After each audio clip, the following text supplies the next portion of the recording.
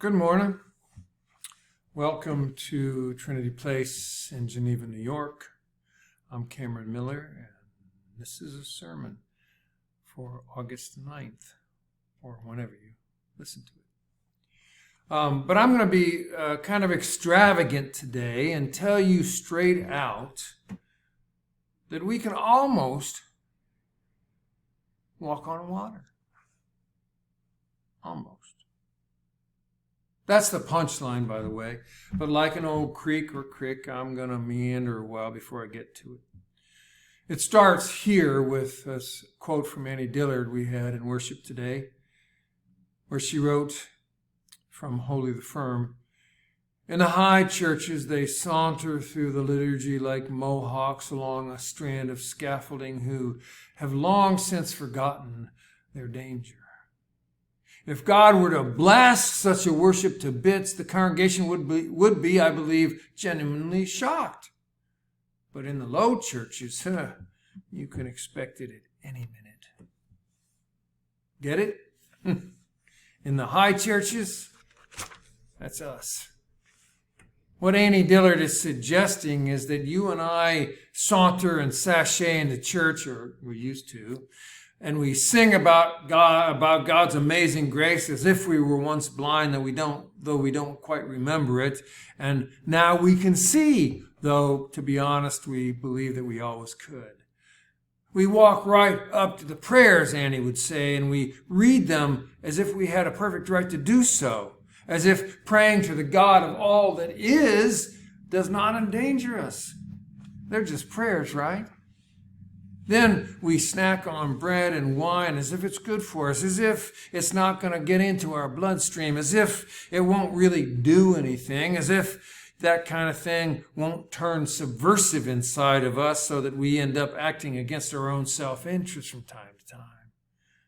And then we pass the peace at church too, as if we're all friends. We pass the peace as if being in association with people we might otherwise never get to know is a harmless gesture. We pass the peace as if being connected through spiritual community won't rattle our cage or change our politics or bruise our egos.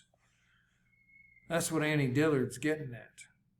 Opening ourselves to the holy, approaching the thin place we say that spiritual community is meant to be. We act as if that veil between us and God isn't really stretched to a thin vapor, a mere contrail between us. Instead, we act as if going to church is like it was back in the 1950s when it was about making nice and fluffing up the nest for a national identity.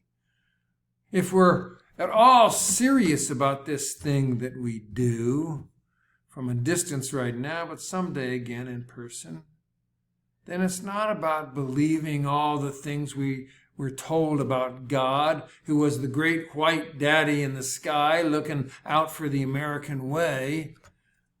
Nor is it some smoke and bells Oz easily revealed by a little scientific Toto. If this thing we do is more than potlucks and kindnesses that get shared, then we better come ready to rumble with a God that doesn't suffer fools gladly. We better get ready instead for a different category of experience altogether.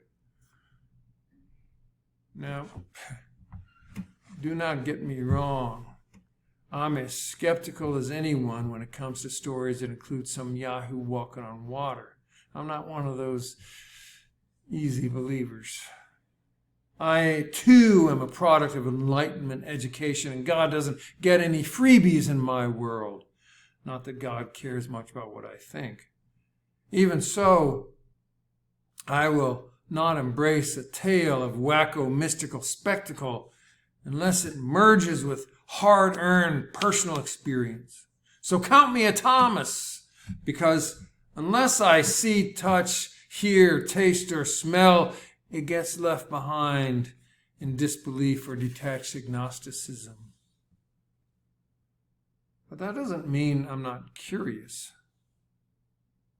It pokes at me just a little bit, for example. that we won't even consider the possibility of an spiritual extravagance, such as walking on water, when our own ancestors expected it. I mean, that's worth thinking about, isn't it?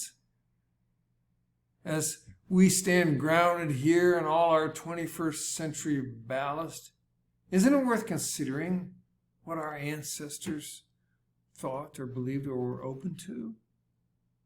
I mean, for 10,000 years, thousands and thousands and thousands of years, up to only about 200 or 300 years ago, no self-respecting holy man or woman would be caught dead without a supernatural trick or two up their sleeves. Whether it was Pharaoh's high priest or a Hebrew shepherd prophet or a 14th century Tibetan saint or a middle period Christian mystic or, better yet, a freewheeling shaman, they all had reputations for weird stuff. I mean, seriously, levitating, stigmatas, healings, flying even the cessation of the heart, all of them are among the strange and wonderful things known to have been performed by spiritual superheroes of ages past. Our pre-Enlightenment ancestors, they pretty much expected it. Jesus walked on water, the story says, and there's no drama or fanfare about it. Now, I'm not suggesting really that any and all such claims should be taken at face value and accepted. But I am trying to kind of pry open a small crack in our imaginations through which to imagine that God is more than we dare to expect.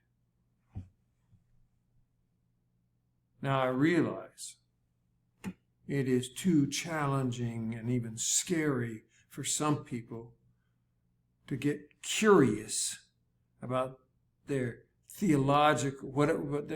get curious about the things that their theology or their science or their politics are already hardened against. But walking on the high scaffolding with the Mohawks requires us to do so. If we take Annie Dillard's advice seriously and expect anything and everything instead of sauntering around under the filter of pure reason, then amazing things might happen. They might. If you will grant me just a little openness, I can show you how it works using the story about Jesus walking on water we just read in Matthew in the worship. Now, when we wander into that text, the first thing we see is that Jesus got tired of the crowds. He got the heck out of Dodge. I mean, by the only means possible, which was a boat, because the crowds couldn't follow him on the water, right? So that part of the story is pretty reasonable. I mean, Jesus is human after all, and a person can only take so much. It pains me to say this, but maybe Jesus was an introvert. Anyway, we notice that next, as Jesus went up to a high place to pray. He went to a high place alone. He went up there for perspective. He got away from everybody, even his friends, and that's perfectly natural for somebody to do, introvert or extrovert. We all need to get centered sometimes. But in fact, the Gospels tell us that Jesus spent a lot of time trying to get away from the rest of us, from all our neediness. Now that part of the story is pretty interesting to think about, and it gets overlooked by the water walking thing. Then the text addresses another practical issue. Jesus is on the land, his pals are on a boat, and in addition to the water, a storm is separating them. So, as the story goes, Jesus travels the shortest distance from A to B, which requires him to walk across the water. The ancients, along with most people throughout human history, would take such a statement in stride. So let's keep our nose in this story and our attention away from wondering about whether the details are factual or not. If we stay focused, the first thing we notice is that Peter makes a big splash. Peter gets so excited, he impulsively tries walking on water himself. Now, I picture this as that experience that we have as a kind of half-wakeful state after we've had an especially vibrant dream, when we think that the dream was real until we finally wake up and realize it couldn't possibly have happened. And then Jesus laughs, "Hey, bonehead, you almost did it." And then he helps Peter back into the boat. What that suggests to me is that even ordinary people can do extraordinary things. Like those stories that we hear about every now and again, about a panic surge of adrenaline giving somebody the strength to lift a car to save a life. So, if we stop asking, did it really happen? And wonder instead about what the story is asking from us, we land in a very different place, which is the punchline. We can almost walk on water. Not quite, but almost. We can almost walk on water means that we can take those first little steps out above the elements where we would normally sink, and for a moment we can glide over it all. We can almost walk on water means that we can imagine beyond our normal limitations, and we can see what's possible and almost walk to it. We can almost walk on water means we can shorten the distance between what we say we cherish and how we actually live our lives. We can almost walk on water means that we can raise our heads and raise our hearts up above the chaotic morass and get a God's eye view of our own lives, even if just for a glimpse. We can almost walk on water. Means that we're not stuck with what other people say that we can do, or stuck with what other people told us we are, or stuck with what we ourselves fear we have become, or with what we are grieving as our failures. We can almost walk on water. It means that in extraordinary moments, even ordinary people like you and me, we can see and hear and know things to which we're normally deaf or blind. We can almost walk on water. Means that there's weird stuff out there, God being the weirdest of them all. All of it means that from time to time, we should try walking out over our assumptions.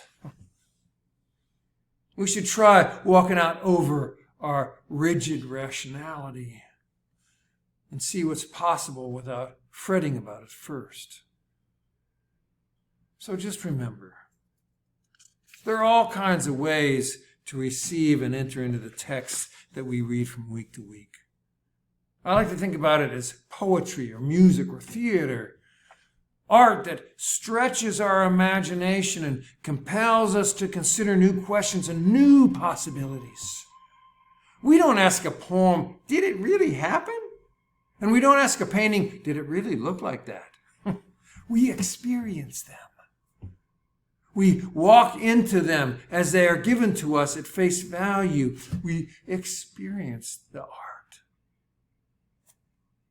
So I want to suggest that story today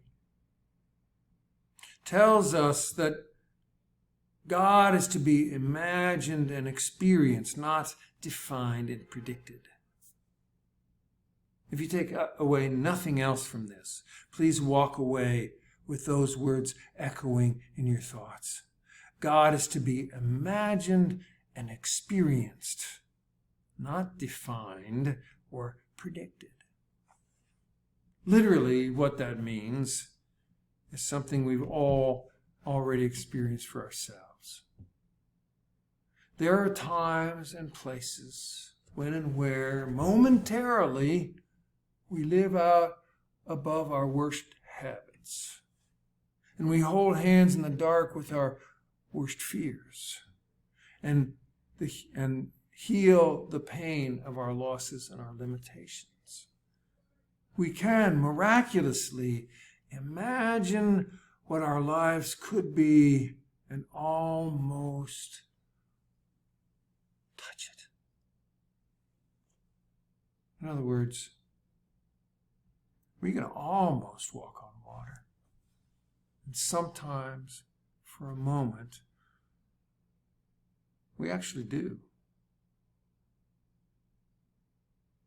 Hey, thank you for listening. The peace of the Lord be with you.